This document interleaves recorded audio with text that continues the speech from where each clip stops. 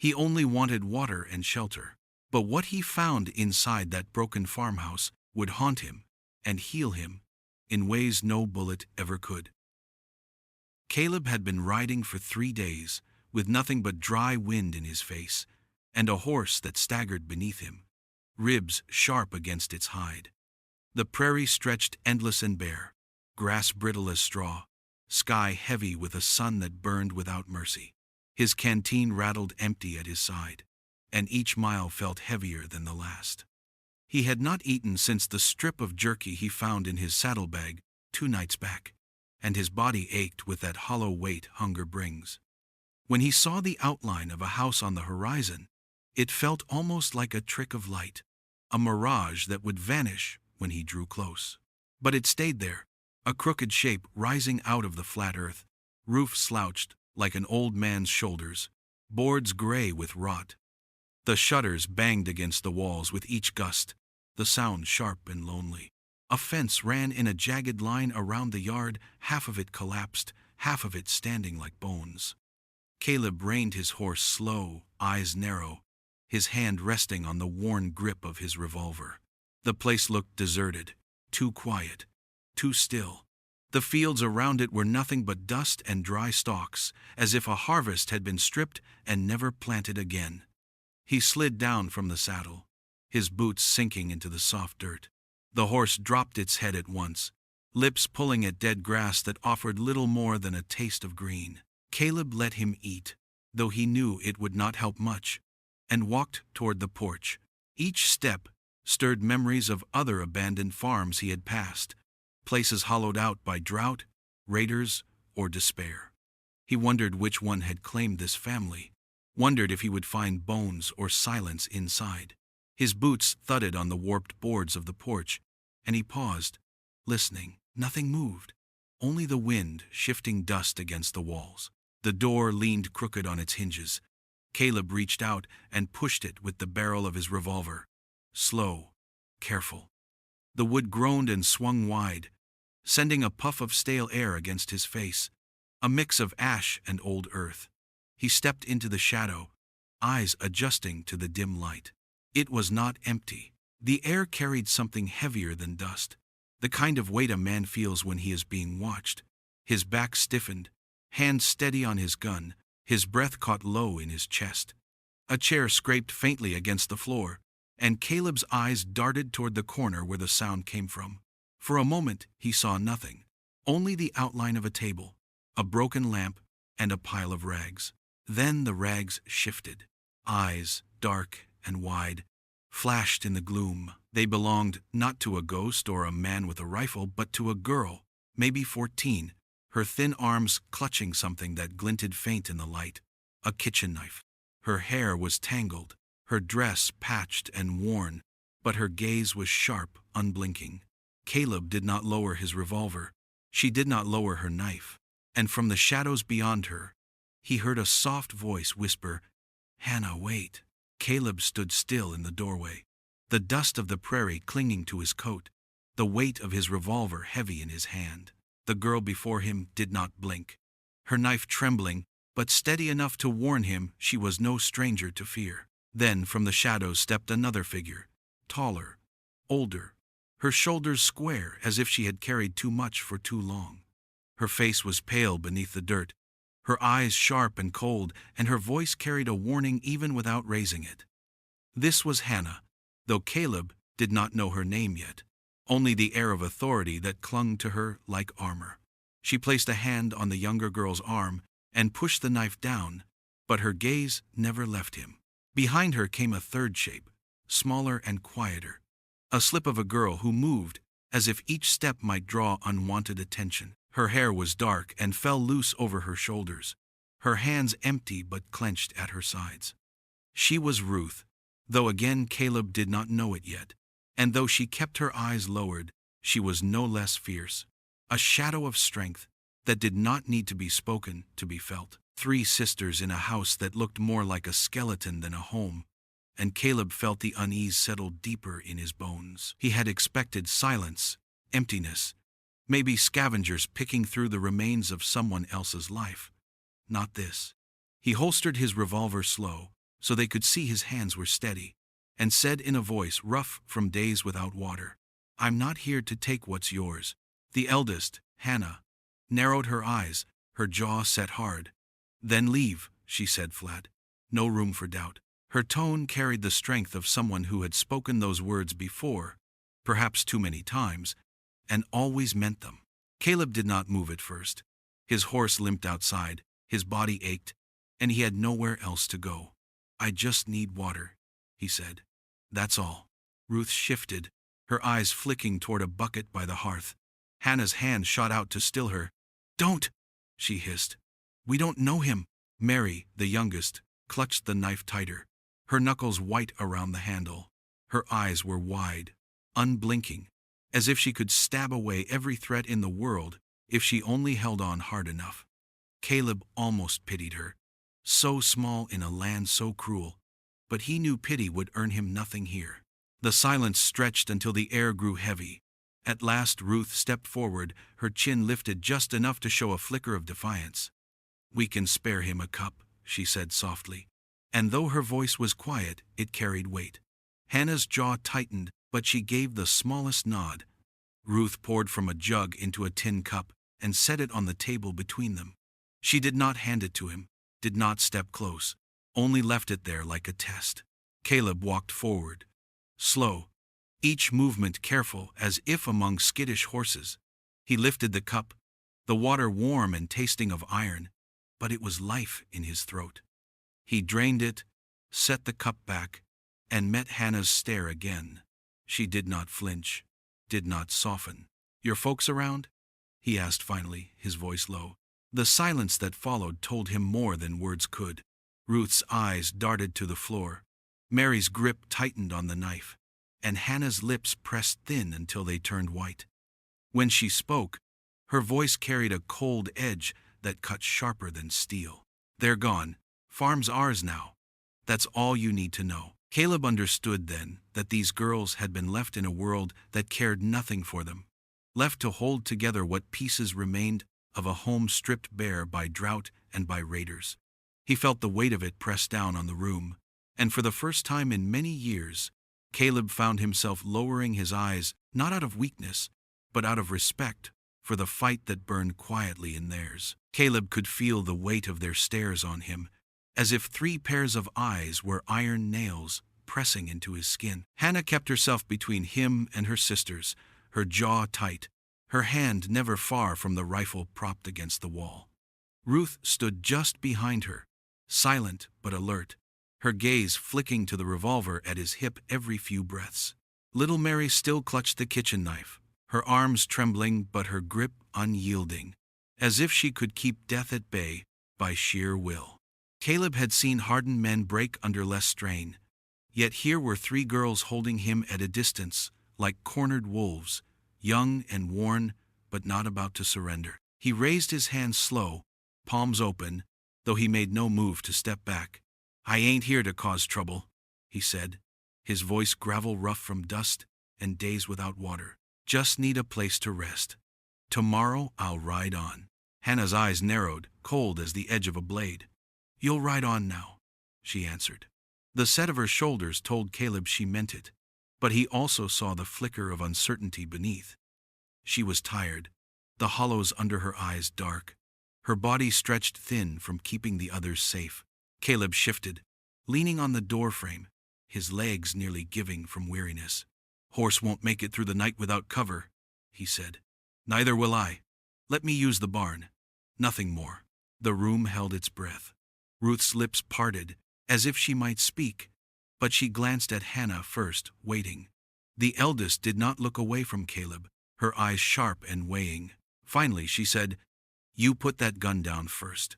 Caleb's fingers brushed the worn grip of his revolver, a habit he could not shake. For a moment, the silence sharpened like drawn steel.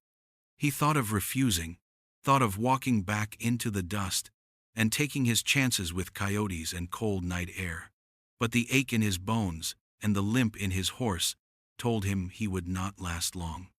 With a slow, steady movement, he unbuckled the holster strap and set the revolver on the table, the metal clinking against wood. Mary flinched at the sound. Ruth's eyes darted to her sister's face, and Hannah did not relax even then. She tilted her chin and said, "The barn.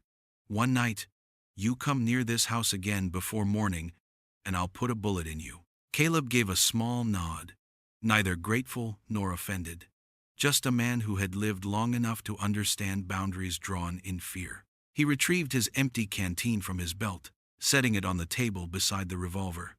"Fill this," he asked, simply. Ruth reached for it, but Hannah's arm stopped her again. They locked eyes for a long moment. Then Hannah sighed through her nose and allowed it. Ruth took the canteen, filled it from a jug, and set it back without a word. Caleb took it, tipped his hat in silent thanks, and stepped back toward the door. The night air struck him cool as he crossed the yard, the boards of the porch creaking beneath his boots.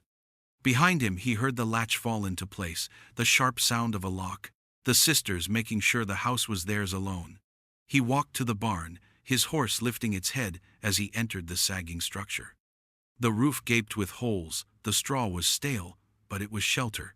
Caleb leaned against the post, breathing slow, every muscle tight. He had survived raids, prisons, and lonely trails, but he had never felt eyes cut sharper than those of 3 half-starved girls, guarding what little was left of their world.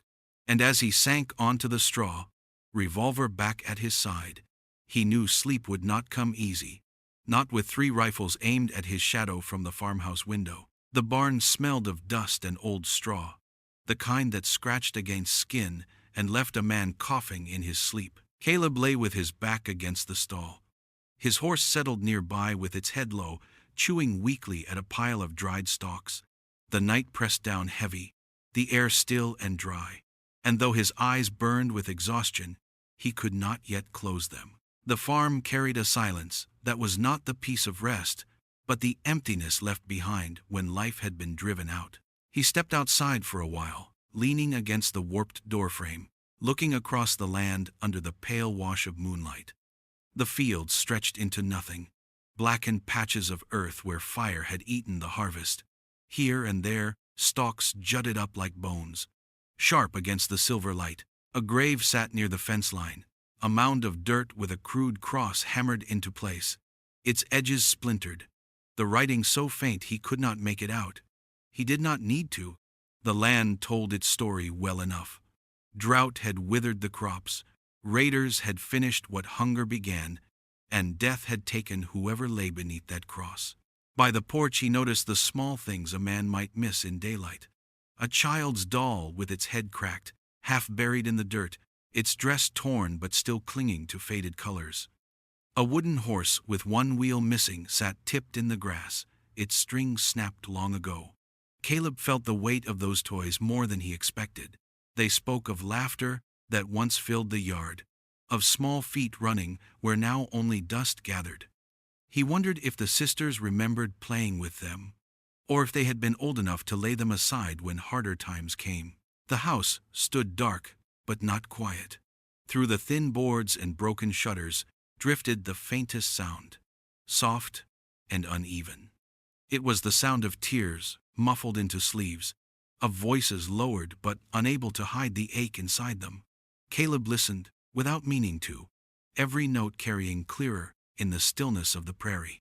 He could tell it was not the cry of a child hurt in the moment, but of hearts breaking slow, the kind that carried memory in each breath. He shifted against the post, uneasy. He had heard many kinds of weeping in his time.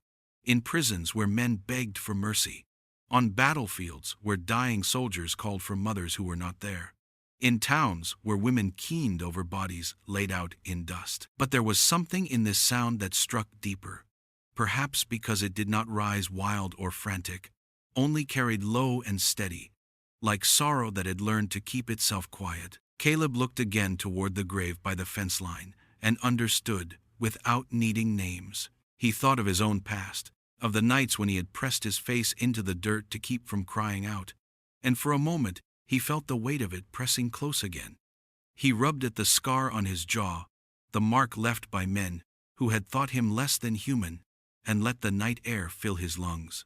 When he finally lay back down in the straw, the crying still drifted through the walls, softer now, like a prayer carried off into the dark. Caleb closed his eyes, not in comfort, but in the uneasy knowledge that grief was the only thing keeping this house alive.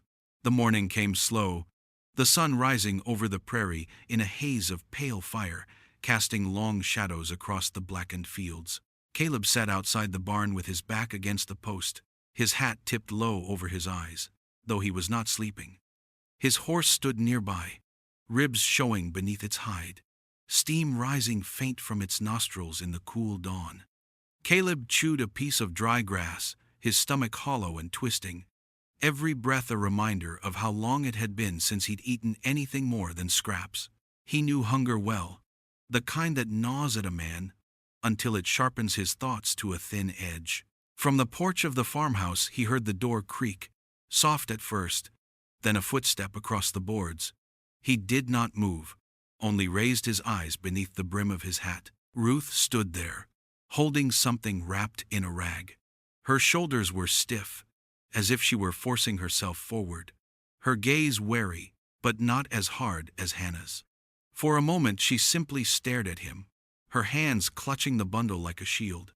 Then she stepped down, the boards groaning beneath her weight, and crossed the yard slow. Caleb pushed himself up as she drew close, not wanting to give the impression of weakness, though his legs trembled from lack of food.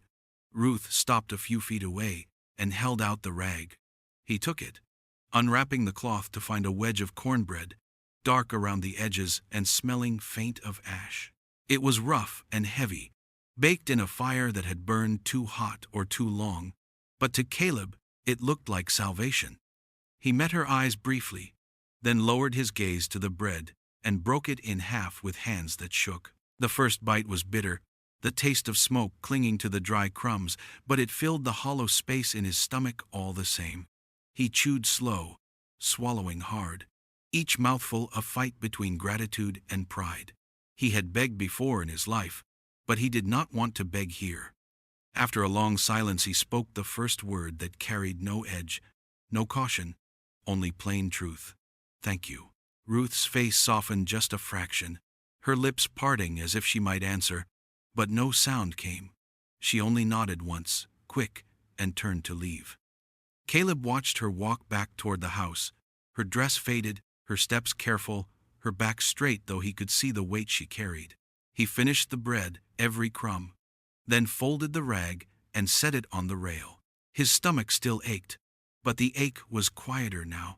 He thought about the small risk she had taken, the trust it hinted at, fragile and uncertain. In a land where everything was hard, even kindness carried a cost. That night, as the wind moved across the prairie and the house glowed faint behind its broken shutters, Caleb remembered the taste of that cornbread, bitter though it was, and knew it would stay with him longer than any feast. It was not the bread itself, but the hand that had given it, that made the memory linger. The morning broke with a gray sky, the kind that promised heat later, but held the chill of night a little longer. Caleb was already awake, sitting on the edge of the barn with his rifle across his knees, the smell of dust and dry straw heavy around him. He watched the house as the door creaked open, and Hannah stepped out, her face pale in the weak light, her dark hair tied back tight. She carried herself the way a soldier might, each step measured, each look deliberate, though he knew she was no soldier, only a woman forced to grow harder than her years. She came across the yard without a word, her boots crunching in the dirt, and stopped a few paces from him, her eyes fixed on his jaw, on the pale ridges of scar tissue that ran like twisted rope along his skin. She did not hide her stare, nor soften her voice when she spoke. "Who are you, really?" she said. "And why do you carry those marks like a man branded for slaughter?" Caleb's hand brushed his jaw without thinking, the memory burning against his fingertips as sharp as the day it happened. He said nothing for a while, his gaze drifting past her to the fields, blackened and barren, the grave with its crooked cross standing lonely against the fence line. Silence stretched between them until Ruth appeared at the porch, watching, and Mary peeked from behind the doorframe, her small face pale and curious. Caleb could feel their eyes pressing against him like the weight of a jury. At last he spoke, his voice low, rough. "I was hunted once," he said. "Men thought I was worth chasing. They caught me. Didn't kill me, though maybe they should have. Left their marks, same as you see now." He tapped his jaw with a finger, a bitter smile tugging at his mouth, but never reaching his eyes. "And maybe they're still out there. Men like that don't stop easy." The words hung heavy in the air, more than he meant to share, but less than the truth demanded. Hannah's eyes narrowed, suspicion deepening into something sharper. "You bring danger here," she said flatly. "We've had enough of that." Caleb met her gaze, steady, not flinching. "Danger doesn't need me to find you," he answered. "It's already out there. I saw the tracks near your land. Raiders, circling, waiting. You think keeping me out will keep them away, but it won't." The sisters shifted at that, Ruth's lips parting as if to speak, but Hannah raised a hand to still her. Mary's eyes widened, the knife she held last night nowhere to be seen, but fear clung to her all the same. Silence wrapped them tight, no one willing to break it, no one certain what the truth would cost. Caleb stood then, tall against the barn door, his rifle slung over his shoulder. He looked at them not as enemies, nor as children to pity, but as souls tied to this land, same as he was tied to his scars. "I'll ride on soon enough," he said, voice steady. "But my past don't change the fact that yours is bleeding too." Hannah did not reply. She only turned on her heel, her skirts brushing the dirt, and led her sisters back inside. The door closed. The latch slid home, and Caleb was left in the silence once more, his words echoing in the emptiness between them, like a wound that refused to heal. The sun rose thin and red across the prairie, a light that seemed more warning than promise. Caleb moved early, restless from a night of shallow sleep, his horse shifting uneasily in the barn as if it too sensed something wrong in the wind. He stepped out into the yard, the dirt soft under his boots, and saw them almost at once. Tracks, hoofprints pressed deep in the soil near the fence line, fresh enough that the edges still held shape, not yet crumbled by wind or time. He crouched low, touching the prints with his fingers, and felt the hair rise along his neck. These were not the marks of his own horse, nor the sisters', for they had none. Strangers had been circling, watching. When he walked back toward the house, Hannah was already outside, her arms folded, her face hard. She had seen them too. He could tell by the way her eyes flicked toward the prince, and then back to him. Ruth lingered on the porch, her face pale, and little Mary hovered in the doorway, clutching the frame as if it might hold her steady. Caleb straightened, wiping dust from his hand, and said flat, "You've had company. How long has it been this way?" Hannah's jaw worked, her silence sharp, until Ruth spoke softly, her voice trembling but clear. "Since spring. They come and go, riding through the valley, taking from anyone left. They burned 2 farms west of here. Took stock, took grain, took more than that. We hear them at night sometimes, laughing." Her words faltered, and she looked at the ground as if ashamed of her fear. Caleb's eyes narrowed as he scanned the horizon, though the land gave nothing back but open space and the whisper of wind through dead grass. "And you stayed," he said. Not as a question, but as a statement of disbelief. Hannah answered quick, her voice edged with steel. "This is our land. Our father built it. I won't run just because thieves circle like buzzards." Caleb studied her a moment, then turned away without reply. He walked to the barn, sat on the worn bench outside, and drew his knife from its sheath. The blade caught the light as he ran a stone along the edge, slow and steady, the sound sharp in the morning stillness. He checked the revolver next, pulling the cylinder, spinning at once, the click echoing like a promise. He did these things not to show off, not to frighten, but because they needed to be done. A man who ignored signs like those tracks did not live long.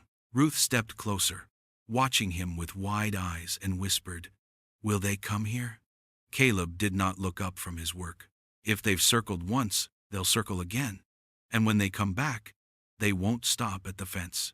The weight of his words sank heavy. Mary slipped back into the house, her small shoulders stiff with fear. Hannah stood firm, though the set of her jaw could not hide the shadow in her eyes. The prairie stretched endless and bare, yet Caleb knew they were no longer alone in it. Somewhere beyond the horizon, men waited, men who thrived on weakness, and the farm stood in their path like prey cornered in the dust. That night, when the sisters barred the doors and the lamps burned low, Caleb sat in the barn with his rifle across his knees. The land was too still, the silence too deep. He listened for hoofbeats in the dark and knew the danger was not just coming, it was already here, pressing close, waiting for the right moment to strike. The day passed heavy with silence, every sound on the prairie carrying sharper than usual. Caleb worked with his hands through the afternoon, patching holes in the barn wall with broken boards, though his eyes never stopped moving to the horizon. The sisters kept to themselves inside the house, but he saw them through the windows now and then, moving with that nervous swiftness of people who felt a storm brewing. By the time the sun sank low, smearing the sky with fire, the air was thick with unease. It began with a single shot, cracking through the dusk like lightning through a dry sky. The bullet struck the fence post near the gate, splintering wood, and the horse in the barn reared against its rope with a wild cry. Caleb dropped the hammer he held, snatched up his rifle, and pressed himself against the wall. Another shot rang out, then another, until the sound filled the yard with chaos.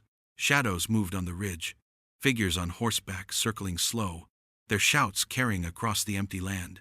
Caleb lifted his rifle, aimed through the gap in the wall, and fired. One shadow jerked back, the sound of his cry tearing across the wind, and the others scattered wider, still firing as they rode. From the farmhouse windows came answering shots. The sharp crack of Hannah's rifle, steady and controlled, broke the rhythm of the raiders' fire. Ruth, too, her aim less certain but her courage unshaken, sent rounds flashing into the dusk. Caleb kept low, moving along the barn wall, firing back at the dark shapes until smoke burned his throat and his ears rang from the noise. The smell of powder filled the air, sharp and bitter. Horses screamed, men cursed, the prairie itself seeming to shiver under the sound. Caleb caught sight of Mary in the doorway, her small hands clamped over her ears, her face pale in the flicker of muzzle flashes. He wanted to shout for her to hide, but there was no time. A bullet tore through the barn wall inches from his head, showering splinters across his face. He spat blood from a cut on his lip and fired again. The raiders did not press hard. They were testing, probing, seeing how strong the house stood. After several minutes of chaos, their shots grew fewer, their shouts drifting away into the darkness.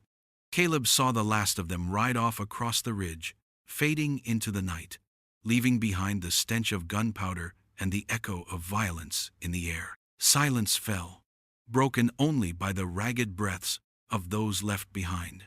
Caleb lowered his rifle, sweat and grime streaking his face, his chest heaving. From the house came the sound of Hannah shouting for Ruth, her voice sharp with command, though it quivered at the edges. Ruth answered quickly, her words steady, assuring her sister she was unhurt. Then came Mary's sobs, high and raw, cutting through the night. Caleb stepped from the barn, rifle still in hand, and saw her curled in the doorway, her small body trembling. The smell of smoke clung to her dress, her eyes wide with terror. She had seen too much for her years, and the sound of her crying carried heavier than the gunfire itself. Caleb stood in the yard listening, the prairie around him dark and still once more. But he knew this was only the beginning. The raiders had tested their strength, and soon enough they would return. The gun smoke had drifted off into the prairie, leaving behind a night that felt too quiet, as if the earth itself was holding its breath. Caleb sat by the fire in the barnyard, the glow casting sharp lines across his worn face. His rifle leaned against the post within easy reach, the barrel still smelling of powder. Across from him, the sisters gathered, their movements stiff, their shoulders heavy with the weight of what had just passed. The fire cracked now and then, sparks snapping up into the dark, but otherwise silence ruled them. Hannah sat straight, her eyes steady on him, not with the raw suspicion of before, but with something more measured. She had seen him fight, had seen him stand his ground when the raiders tested their home. There was a question in her gaze now, though she did not give it voice. Ruth sat beside her, hands folded in her lap, her face pale but calm. Every so often she glanced at him, then at her sister, as though weighing her own courage. Mary huddled close to Ruth, her small frame wrapped in a blanket, her eyes red from crying. She ate little, nibbling only at a crust of bread, and her gaze stayed fixed on the fire, as if she feared looking into the shadows. Caleb tore a piece of cornbread from the tin plate and chewed slowly. The bread was dry, the taste faint with smoke, but he did not complain. Hunger made a man thankful for what he had. He swallowed and glanced toward the house, its shutters still broken, its walls scarred by bullet holes. The place looked worn and wounded, much like the people clinging to it. Yet it had not fallen. That fact carried its own kind of strength. After a long while Ruth spoke, her voice soft but carrying in the stillness. "Where will you go now?" She asked it not as a challenge, but as a simple truth a person would want to know. Caleb did not answer at once.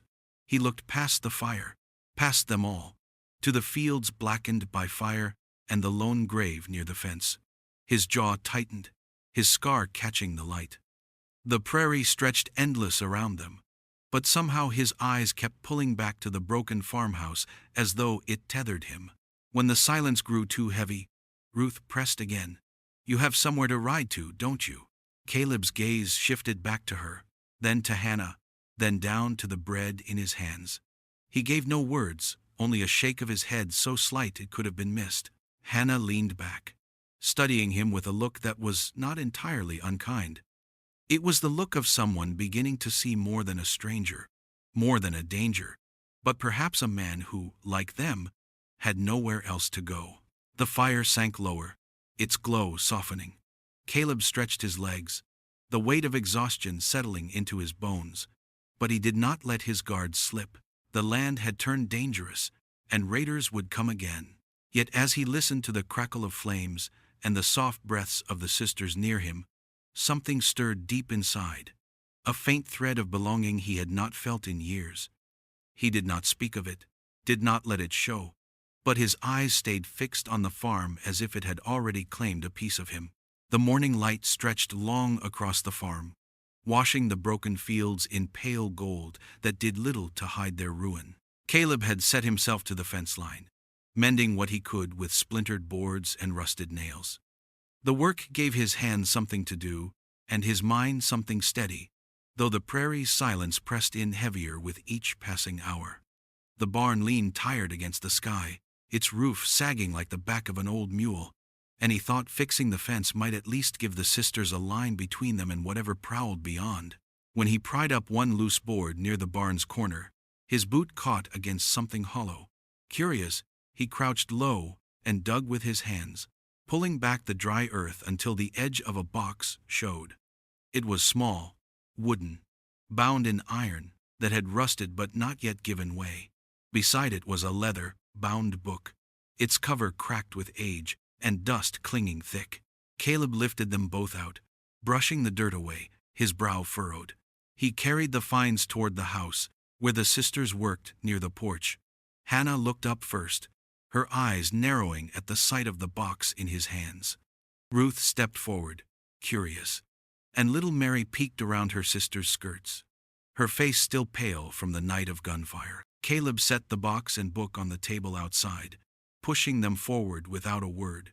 The sisters gathered close, and he opened the box to reveal a stack of coins, silver and dull, but real enough to make the morning air feel charged. Ruth's breath caught, Mary's eyes widened, but Hannah's face went still, her mouth pressed tight. The journal lay beside it, its pages filled with cramped writing, notes of debts and names of men who had once loaned and once threatened. Caleb flipped through a few pages, his eyes catching on numbers that told a story clear as any trail. He looked up, his voice low. Your father left this behind. Looks like he had plans, or at least a way out. Ruth's lips trembled as if she wanted to believe it, her eyes shining with sudden hope. Mary whispered, almost too soft to hear, so he was coming back. But Hannah stepped forward, her hand slamming the book shut with a sharp crack. Her face burned with a cold anger, her voice steady though it shook beneath. No, he wasn't coming back. He left because of those debts, because of the kind of men who don't forgive or forget. That money isn't salvation, it's a noose. He buried it because he knew they would come looking, and he chose to run rather than stay. The silence that followed cut deeper than any bullet. Ruth's eyes filled with tears. Mary's small shoulders shook, but Hannah stood like stone, her fists clenched. Caleb watched her, the truth of her words heavy in his chest. He had seen men run before, men who left others to pay the price, and the scars on his jaw told him her story was not a lie. He closed the box, slid it back across the table, and said nothing more. The coins clinked inside with a sound that felt colder than iron, and the journal sat unopened, a book of debts and betrayal. The sisters turned away one by one, and Caleb was left staring at the fence line, knowing the past had bled into the present, and the shadows over this farm ran deeper than raiders alone. The night carried no warning, no cry from the coyotes or shift in the wind, only the sudden thunder of hooves breaking across the prairie. Caleb woke at once, the hair rising on his neck, his hand already closing around the rifle by his side. He knew before he saw them that the raiders had come back, and this time they would not be testing. They meant to burn the place to the ground. The first shots tore through the windows of the farmhouse, glass shattering and boards splintering. Hannah's voice rang out sharp, ordering Ruth to the back door, Mary to the floor. Caleb pressed himself against the barn wall, firing into the dark, where the shapes of riders flashed against the flames of their torches. One fell with a cry, his body tumbling from the saddle, but 3 more came up behind him, their laughter carrying like knives through the night. The sisters did not cower. Hannah fired steady from the front window, her jaw clenched, every shot measured. Ruth took the smaller rifle and moved to the side, her hands shaking, but her eyes fierce, loosing bullets into the shadows. Even little Mary, her body trembling, loaded cartridges and passed them forward with quick, desperate hands. They moved together with the kind of unity only fear and blood could carve. Wolves guarding their den with teeth bared. A torch struck the side of the barn, flames licking up the dry wood, smoke curling black into the sky. Caleb lunged forward, ripping the burning bundle loose and stamping it into the dirt. A bullet caught his shoulder as he bent, the force spinning him half around, but he kept his feet, kept his rifle in his grip. The pain tore hot down his arm, blood soaking through his sleeve, but he did not fall. He raised the gun and fired again, dropping the man who had shot him. The air filled with the crack of rifles, the scream of horses, the hiss of flames. Another torch smashed against the house, fire crawling up the clapboards. But Ruth was there with a bucket of water, dousing it before it could spread. Caleb staggered to the porch, blood dripping in the dirt behind him, and braced himself against the post, firing into the chaos until his shoulder burned raw. Hannah's face was set in grim resolve, her hair loose around her shoulders, smoke clinging to her skin. She fired again and again, each shot a defiance that carried further than the bullets themselves. Ruth's courage held too, her smaller frame steady in the glow of firelight. And even Mary's sobs turned to shouts as she worked beside them, refusing to let the fear crush her.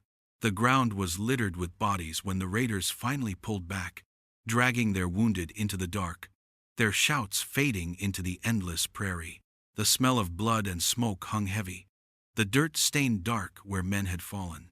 Caleb leaned against the porch rail, his wound burning, his breath ragged, but his eyes still sharp, watching the horizon until he was certain they were gone. Silence returned at last, broken only by the crackle of dying flames and Mary's sobs, softer now, muffled against Ruth's shoulder. Hannah lowered her rifle, her chest heaving, her face pale but unbroken. Caleb met her eyes across the smoke-filled yard, and though no words passed, he saw in her look the truth of what they had done. They had fought side by side, strangers no longer, bound by the blood spilled into their dirt. Dawn crept slow over the prairie, a pale wash of light spilling across the blackened earth. Smoke still rose in thin ribbons from the barn where the fire had licked at the timbers, leaving them scorched but standing.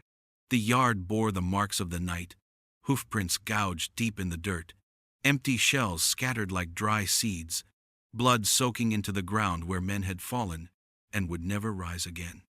The raiders were gone, dead, fled, or buried beneath the dust, and in their absence, the silence that followed felt heavier than their shouts had been. Caleb sat on the porch, his back against the rail, his rifle leaning beside him. Blood seeped slow through the torn fabric of his shirt at the shoulder, darkening the cloth and sticking it to his skin. He had bound it as best he could with a strip of cloth torn from his sleeve, but the wound throbbed, each heartbeat pressing heat against the bandage. His face was drawn, gray with exhaustion, but his eyes stayed sharp, watching the horizon as if expecting more shadows to rise out of the light. The sisters moved quietly around him. Hannah was the first to step from the house, her hair loose, her hands still steady though her body shook from weariness. She carried a basin of water and set it by his side without a word. Ruth followed with clean cloths, her gaze lingering on his wound, her lips pressed tight as if holding back questions she could not ask. Little Mary came last, her blanket still wrapped around her shoulders, her small feet bare against the boards. She carried nothing but her wide eyes and the way she leaned into Ruth's side, yet her presence carried weight all the same. Hannah crouched beside him, dipping cloth into the basin and pressing it against his shoulder. The sting made him flinch, but he said nothing. Her hands were careful, firm, and he felt the strength in her touch, the steadiness of someone who had learned to mend without ever being taught. Ruth tore strips of linen, binding the wound with quiet care, her fingers brushing his skin only briefly, but leaving behind a warmth that seemed to cut through the cold morning air. When the work was done, the three of them settled near him, close enough that the silence between them no longer felt like suspicion, but something quieter, almost gentle. Caleb leaned back, his hat tipping low, his body weary beyond measure, but a calm he had not known in years began to take root inside him. He looked at the farmhouse, its walls scarred, its windows shattered, but still standing. Like the girls who clung to it, it had refused to break. Mary rested her head against Ruth's arm, her eyes already slipping closed, and Caleb found himself staring at her small face, pale and worn, but free of the terror that had gripped it last night. Hannah's gaze met his, steady, no longer hard with distrust. She studied him as though weighing the truth of what he had done, and at last her mouth softened, the faintest curve of relief breaking through the stern lines of her face. The prairie stretched wide and empty around them, but for the first time since he rode onto this land, Caleb did not feel alone. The sisters had lost much, yet they had stood their ground, fought with the ferocity of wolves, and now sat together not as scattered remnants, but as something whole.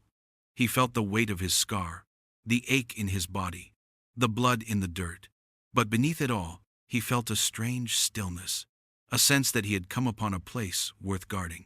As the sun rose higher, casting its light across the battered house and the grave by the fence, the fear that had haunted the sisters seemed to ease. They were no longer strangers bound by suspicion, but souls who had fought and bled side by side. Caleb breathed deep, the air sharp in his lungs, and for the first time in many years, he knew what it felt like to belong. If this story left its mark on you, subscribe, like, and saddle up for more videos.